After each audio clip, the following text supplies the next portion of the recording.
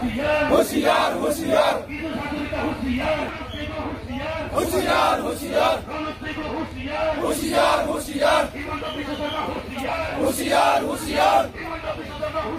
होशियार होशियार होशियार होशियार होशियार होशियार नायदो थांनाय आसामनि केबिनेटआव मैया आसामनि chief minister doctor Himanta Biswa शर्मानि दैदेननायाव जे 6टा जि हारि मोनद' हारिखौ एसटी खालामनो थाखाय बिथांमोना केबिनेटआव पास खालामदों। बिनि हेंथायै दिनै सिसिटुवानि दैदेननायाव आरो बे बिटिआर ओनसोलनि मोनबा जिल्लायाव सिसिटुवाजों थाफानाय जि संगठन बेफोरो जयै लोगो नांनानै जेरै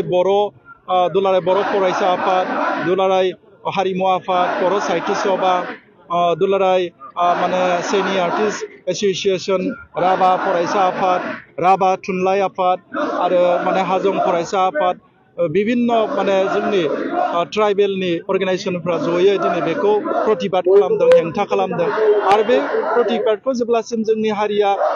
थरथिंसे थै थायो बै समसिम दुलाराय बर' फरायसा आफाद सिसिटुवाया हेंथा होनो थाखाय जों जानजि खाफ्राबाय। मानो होनब्ला बे 6टा हारिया जुदि एसटी जानांगौब्ला जोंनि जि विभिन्न जौगानायनि जों लामा बे लामाखौ बिथांमोना गासैखौबो लाजोबगोन। दा बेखौ लायोब्ला जोंहा हारि हिसाबै गसंना थानो हानाय ट्राइबेला बेयाव जेबोखौनो जोंहा मोनथाया गोमाहैजोबगोन। दा बेखौ नुहुरनानै जोंनि सिसिटुवानि दैदेनगिरिनि गेजेरजों दिनै दुलाराय बर' फरायसा आफाद बेयाव आरसु आरो हाजं फरायसा आफाद तामुलपुर जिल्लायाव आसाम सरकारनि हेंथायै जोङो दिनै खुद्रिसारनाय हाबाफारिखौ लादों आरो बेनि गेजेरजों मेसेज होदों जे जोंबो आसाम सरकार जेरै जोंखौ दुंदुं हाव हाव समाव परिबेक खालामदों, जोंबो सरकारखौ दुंदुं हाव हाव मोनसे परिबेक खालामनो हानाय जोंहाबो गोहो दङ। दा बेखायनो जोङो बे गोहोखौ लानानै जोङो दिनै आसाम सरकारजों नांनो थाखाय जुजिनो थाखाय जोङो रेडि आरो बेखौनो मेसेज होदों जों जोंनि आखायाव बनजार लानानै जोंबो सरकारखौ दुंदुं हाव हाव खालामनो हानाय जोंहा मोनसे गोहो दङ।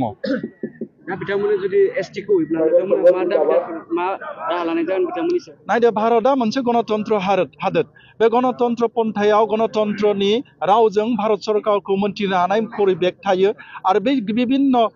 पन्थानि गेजेरजों भारत सरकारखौ मोनथिहोनाय खुद्रिसारनाय हाबाफारिखौ जों दुलाराय बर' फरायसा आफाद सिसिटुवाया खालामगोन आरो बेखौ दिनैनिफ्राय आखायाव अर लानानै बेखौ मोनसे एग्जाम्पल हिसाबै जोङो जागायजेनबाय। बिथांमोना बिथांमोननि मोननांगौखौ भारतआ मोनसे डेम'क्रेसि हादोर हिसाबै बिथांमोना बिगोन, नाथाय मोनथावा जाथावा दा बेखौ बिबेचना खालामगोन ना आसाम सरकार। दा आसाम सरकारखौसो जोङो बुंदों। बिनिखायनो आसाम सरकारा जिहेतुके बिनि सायाव जाय जौगाखांनाय हारिफोरखौ बिथांमोना मोनथावैखौ मोनहोनो थाखाय पलिटिकेल लाबालाबनि थाखाय बिथांमोना दिनै खामानि मावदों। दा बेखौनो जोङो दुलाराय बर' फरायसा आफाद सिसिटुवाया हेंथा खालामदों। दा बेयाव जोङो मोनद' हारिनि थाखाय हेंथा नङा, बिथांमोना बिनो हानाय भारतआ मोनसे गणतन्त्र हादोर हिसाबै, नाथाय सरकारा दिनै साननो गोनांगोन आरजिआइआ दिनै 9 खेब रेजेक्ट खालामदों बिथांमोनखौ। आरजिआ जिहेतुके दिनै रेजेक्ट खालामसेयावबो आसाम सरकारा बेखौ होनो थांनायासो जोंनि थाखाय बिराद गिदिरथार मोनसे दुखुनांथाव। मानो होनब्ला बियो दिनै पलिटिकेल लाबालाबनि थाखाय बिथांमोना खालामदों। दा बेनिखायनो जों दिनै आसाम सरकारनि गिबि मन्त्रि डक्टर हिमन्त बिश्व शर्माखौ धिक्कार होदों आरो ट्राइबेल एफेयार्स मिनिस्टार रुनुस पिक'खौ धिक्कार होदों आरो बे रोखोमनि जायफ्रा बेनिनो कमिटियाव थानाय पीयूष हाजरिका आरो लोगोसेनो केशव महन्त बिथांमोनखौ धिक्कार होदों। दा बिथांमोना बे ट्राइबेलफोरखौ रैखानाबेखन होनांगौआ बिथांमोननि दायित्व आरो बे 6टा जनगोष्ठिया जिहेतुके जोंनिखौ बेसेबांबा अख्रां नांहैलायनाय जौगासारनाय मोनसे हारि। दा बेखौ जुदि एसटी खालामनानै जोंखौ एसटीखौ मोस्लेट खालामोब्ला बियो न्यायखौ होयै मोनसे परिबेक दिनै नुनो मोनदों। दा बेनिखायनो जोङो न्याय नागिरनानै दिनै आखायाव बनजार लानानै जों सोमावसारदों। देखा देखि नुनाय मोनद' हारिखौ जेब्ला भारतनि मोनसे गभर्नरनिफ्राय राष्ट्रपतिखौ अर्डिनेन्स जेब्ला होयो बै समाव आसामनि गुबुन गुबुन मुलुगसोलोंसालि, मेडिकेल कलेज, इन्जिनियारिं कलेज बेयाव 100% जोंनि ट्राइबेलफोरनि सिटफोरखौ बिथांमोना बै समाव 6 मासनि थाखाय बिथांमोना लाजोबबायमोन आरो जुदि बिथांमोना दिनै मुफ्लामोब्ला जोंनि इयुन जेनेरेसना मोस्लेट जायो जेबो बाथ्रायानो गैया। मानो होनब्ला जोंनि पलिटिकेल राइट बिथांमोना लागोन जोंनि एडुकेशनेल राइट बिथांमोना लागोन जोंनि ससिय' इक'नमिक बिथांमोना केपचार खालामजोबगोन अब्ला बिनिखायनो बेयाव ट्राइबेल हिसाबै थांना थानो हानाय परिबेगानो थाहैनाय नङा मानो होनब्ला बिथांमोना 6टा जनगोष्ठीया जोंनिख्रुइ बेसेबांबा गोजौ थाखोनि मानसि बिथांमोना 600 बोसोर आहमा आसामखौ खुंखानाय मोनसे राजफोलेरनि हारि दा बिथांमोना जुदि ट्राइबेल जायोब्ला ट्राइबेलनि कोटाखौ लायोब्ला बिथांमोना गासैबो मा जागोन जोंनि ट्राइबेलनि अधिकारखौनो सेना लाजोबगोन दा बेखौ जों देखा देखि नुदों दा बेनिखायनो जोङो आसाम सरकार बिटिआरनि आथिखालनि खुंगिरि बिथांमोनखौ जोङो धिक्कार होदों मानो होनब्ला बिथांमोना दिनै बेखौ नुसियावबो मेगन मुसिबनानै बिथांमोना होनो थाखाय राजि जादों दा बिसोर जोंनि थाखाय दुखुनांथाव सार जे होनांगौ होननानै माखासे दैदेनगिरिफ्रा बुंनायखौ जों नुनो मोनदों बे बेलायाव नोंथांमोना मा बुङो नायदो बिथांमोना गावसोरनि उदै गावसोरनि मासि गावसोरनि न'खर गावसोरनि रांखान्थियारि जि स्टाटास बेखौ लानानै बिथांमोना दिनै सिमां नुदों गावसोरो सानफ्रोमबो राजा जानो थाखाय बै मोनद' हारिनि 202 क्रर मानसिफोरखौ जुदि लाबोनानै बिथांनिफ्राय भट आदाय खालामनो थाखाय बिथांमोना दिनै खालामनो सानदों दा बेखौ नुयोब्ला जोङो दुखु नांदों जे बेखौ जिहेतु मोनद' हारिया इसिबां गोजौ माने जौगाखां हारि हिसाबै नुसियावबो गावसोरनि पलिटिकेल बेनिफिटनि थाखाय बिथांमोना बाथ्रा बुंनाया जोंनि थाखाय दुर्भाग्यजनक मानो होनब्ला जोंनि ट्राइबेल एमएलए ट्राइबेल जिखिनि लिडारफोर दङ सरकाराव खुंगिरिफ्राव दङ माने आयेन आफादाव दङ बिथांमोना हायोब्ला थाबैनो बे आसाम सरकारनि मोनद' हारिनो ट्राइबेल होनो थांनाय जि आयेन आफादाव गाबोन समफोर बिल पास जानो गोनां बिनि बिरोधखौ खालामनांगौ होनना जोङो CC2A आरो दुलाराय बर' फरायसा आफादनिफ्राय दिनै गुरैयै आपिल खालामदों হয় আজি CC2Aৰ উদ্যোগত বিটিআৰৰ 5টা ডিষ্ট্ৰিক্টৰ সদৰ থকা ঠাইত জোৰ সমদৰ